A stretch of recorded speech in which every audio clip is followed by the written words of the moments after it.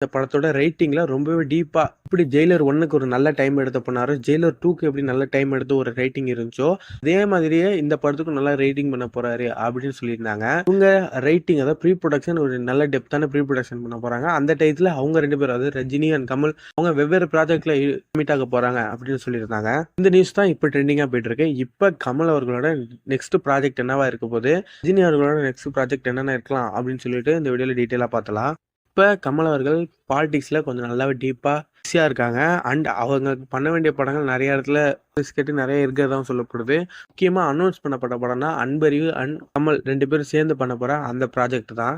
Next Kamal அவர்கள் அந்த project தான் போவாரு. அதோட ஷூட்டிங் இந்த இயர் எண்டுக்குள்ள இல்ல அடுத்த இயர் ஸ்டார்டிங்ல ஆரம்பிச்சிருவாங்க.